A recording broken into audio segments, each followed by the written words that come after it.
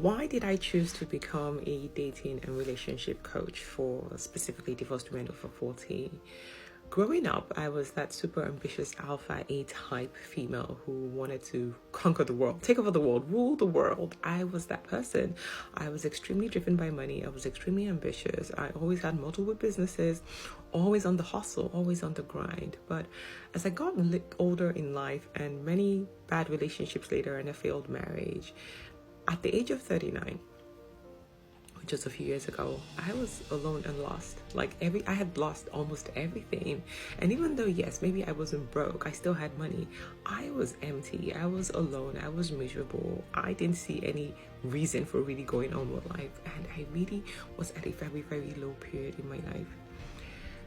I decided to look for more important things in life, and it took me on a very spiritual journey, a very spiritual path, and I started to find myself and discover myself and realize that money, career, ambition did not define who I was. Deep down inside, I was pure love, which is what we are as part of the divine. And so I started to pay more attention to my relationships and why I had gone through all of the bad relationships I had been through. And this started way back when at 8 years old, I saw my mother wake us up in the middle of the night at about 2 a.m. in the morning to say, to her kids, 3 of us, and she just said, I'm leaving because if I stay, your father is going to kill me.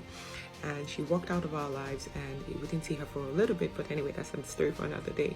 But all my life, all I had seen, all the examples I had around me were failed marriages and relationships, and I really did not believe or know that it was possible to have a beautiful relationship that would really just change your life, really transform everything about you, really change your core essence, because we are creatures of habit and experiences. And so going on this journey and really healing from all of that wound and all of that trauma and really starting to find myself and discover myself really led me on a path where I saw many women like myself who had not given up on love per se, but had made other things in their lives a priority, and they were just striving and grinding and struggling and just constantly in this state of trying to do it alone.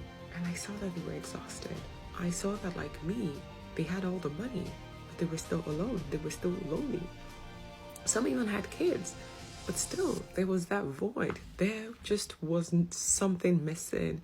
And so I went on that journey by myself, first of all, and I had a lot of coaches, went through a lot of counseling, a lot of therapy to really, really discover who I am and who I'm really looking for. And it led me to where I am today.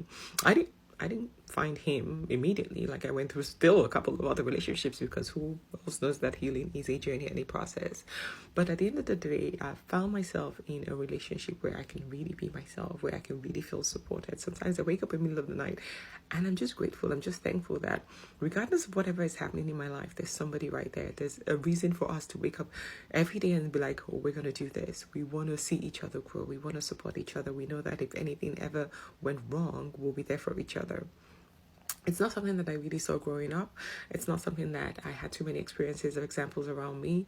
And so to be able to have that for myself, I just want to share with the world. I want to let every woman, especially women of color, I'm just going to say that, who maybe did not have experiences like that growing up in their homes, who did not see love, who did not see their parents say, I love you, and hug and kiss and just be there for one another, like, who did not see laughter, who did not see playfulness. I want to let them know that it is possible and it's available. But you first have to heal from whatever trauma, whatever conditioning, whatever narratives that we've been told about what love is and what love isn't, right? The goal is not marriage. I've said that in my previous videos. The goal is to find somebody who sees you, who loves you, who accepts you, who cherishes you, who wants to be with you, who wants you to be better for you and for the world. And that's the only time that you can be the best version of yourself, so that you can change the world. You can be a beacon of light to everybody else around you. Because how many of us know that when you're in a bad relationship, everything else suffers?